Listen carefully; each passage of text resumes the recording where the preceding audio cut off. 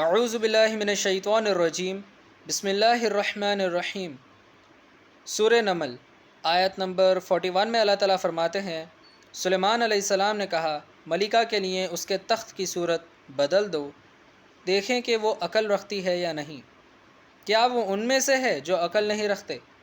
آیت نمبر 42 میں اللہ تعالیٰ فرماتے ہیں، تو جب ملکہ آئی تو اسے پوچھا گیا کیا آپ کا تخت ایسا ہی ہے؟ اس نے کہا کہ یہ تو گویا ہو بہو وہی ہے، اور ہم کو تو اس سے پہلے ہی علم ہو گیا تھا اور ہم فرما بردار ہیں۔ آیت نمبر 43 میں اللہ تعالیٰ فرماتے ہیں، اور وہ جو خدا کے سوا اور کی پرستش کرتی تھی، سلیمان علیہ السلام نے اس سے منع کیا، اس سے پہلے تو وہ کافروں میں سے تھی۔ آیت نمبر 44 میں اللہ تعالیٰ فرماتے ہیں، اور ملکہ سے کہا کہ محل میں چلیے۔ جب اس نے فرش دیکھا تو اسے پانی کا حوض خیال کیا، تو اس نے کپڑا اٹھا کر اپنی پنڈلیاں کھول دیں۔ سلیمان علیہ السلام نے کہا، یہ ایسا محل ہے جس کے نیچے بھی شیشے جڑے ہوئے ہیں۔ ملکہ نے کہا، اے میرے رب، میں اپنے اوپر ظلم کرتی رہی تھی، اور اب میں سلیمان علیہ السلام کے ہاتھ پر رب العالمین پر ایمان لاتی ہوں۔ آیت نمبر 45 میں اللہ تعالیٰ فرماتے ہیں، اور ہم نے یعنی اللہ تعالیٰ نے سمود علیہ السلام کی طرف ان کے بھائی صالح علیہ السلام کو بھیجا کہ تم اللہ کی عبادت کرو، تو وہ دو گروہ یعنی دو گروپ ہو کر آپس میں جھگڑنے لگے۔ آیت نمبر 46 میں اللہ تعالیٰ فرماتے ہیں، صالح علیہ السلام نے کہا، اے قوم، تم بھلائی سے پہلے برائی کے لیے اتنی جلدی کیوں کرتے ہو؟ کیوں تم اللہ سے اپنی بخشش نہیں مانگتے تاکہ تم پر رحم کیا جائے؟ آیت نمبر 47 میں اللہ تعالیٰ فرماتے ہیں، قوم کے لوگ کہنے لگے کہ تم اور تمہارے ساتھی ہمارے لیے شگون بد ہیں۔ صالح علیہ السلام نے کہا، تم پر نحوست اللہ ہی کی طرف سے ہے، بلکہ تم ایسی قوم ہو جس کی آزمائش کی جاتی ہے۔ آیت نمبر 48 میں اللہ تعالیٰ فرماتے ہیں، اور اس شہر میں 9 ایسی آدمی تھے جو ملک میں فساد کیا کرتے تھے اور اصلاح سے کام نہیں لیتے تھے۔ آیت نمبر 49 میں اللہ تعالیٰ فرماتے ہیں، کہنے لگے کہ خدا کی قسم کھاؤ کہ ہم رات کو اس پر اور اس کے گھر والوں پر شب خون ماریں گے، پھر اس کے وارثوں سے کہہ دیں گے کہ ہم تو اس کے گھر والوں کے موقع ہلاکت پر گئے ہی نہیں، اور ہم سچ کہتے ہیں۔ آیت نمبر 50 میں اللہ تعالیٰ فرماتے ہیں، اور وہ ایک چال چلے اور ہم بھی ایک چال چلے۔ اللہ تعالیٰ فرما رہے ہیں کہ جب وہ لوگ ایک چال چلے تو اللہ تعالیٰ بھی ایک چال چلے، اور ان کو کچھ خبر نہ ہوئی، ان کو خبر بھی نہیں ہوئی کہ اللہ تعالیٰ بھی ایک چال چل چکے ہیں۔ آیت نمبر 51 میں اللہ تعالیٰ فرماتے ہیں، تو دیکھ لو ان کی مکاری کا انجام کیا ہوا، اللہ تعالیٰ نے ان کو اور ان کی قوم سب کو ہلاک کر ڈالا۔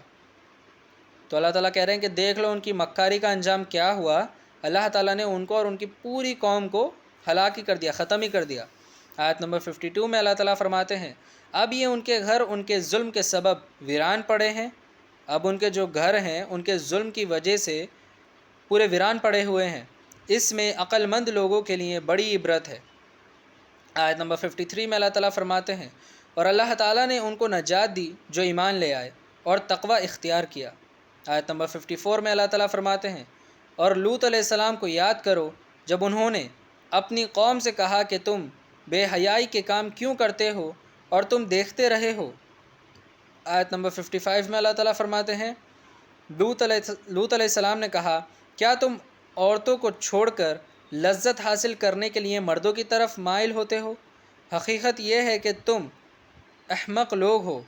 آیت نمبر 56 میں اللہ تعالیٰ فرماتے ہیں، تو ان کی قوم سے کوئی جواب نہ بنا، صرف یہ کہا کہ لوط کے لوگوں کو اپنے شہر سے نکال دو۔ وہ قوم بولنے لگی کہ لوط علیہ السلام کے لوگوں کو اپنے شہر سے نکال دو، بڑے پاک بننا چاہتے ہیں۔ آیت نمبر 57 میں اللہ تعالیٰ فرماتے ہیں، تو اللہ تعالیٰ نے لوط علیہ السلام اور ان کے گھر والوں کو بچا لیا، مگر ان کی بیوی کو ایک اس کے بارے میں ہم نے مقرر کر دیا تھا کہ وہ پیچھے رہ جانے والیوں میں سے ہوگی۔ اللہ تعالیٰ نے فکس کر دیا تھا کہ لوط علیہ السلام کی بیوی پیچھے رہ جانے والوں میں سے ہوں گی۔ آیت نمبر 58 میں اللہ تعالیٰ فرماتے ہیں اور اللہ تعالیٰ نے ان پر ایک خاص قسم کا مہ برسایا، اللہ تعالیٰ نے ایک خاص قسم کی بارش برسائی، تو کیا برا تھا وہ مہ جو ان لوگوں پر برسایا گیا تھا جن کو ڈرایا گیا تھا۔ اللہ تعالیٰ کہہ رہے ہیں کہ وہ کیا ہی برا بارش تھی جو ان پر برسائی گئی تھی اور ان کو ڈرایا بھی گیا تھا۔ آیت نمبر 59 میں اللہ تعالیٰ فرماتے ہیں اے نبی مکرم محمد صلی اللہ علیہ وآلہ وسلم، آپ فرما دیجئے کہ تمام تعریفیں اللہ ہی کے لیے ہیں،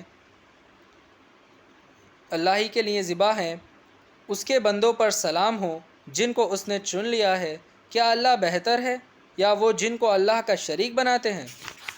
آیت نمبر 60 میں اللہ تعالیٰ فرماتے ہیں آیا وہ کون ہے جس نے آسمانوں اور زمینوں کو پیدا کیا اور کس نے آسمان سے تمہارے لیے پانی برسایا، پھر ہم نے اس سے سرسبز باغات اگائے، پھر اللہ تعالیٰ نے اس زمین پہ باغات اگائے، یہ تمہارا مقدور نہ تھا کہ تم ان کے درختوں کو اگاتے۔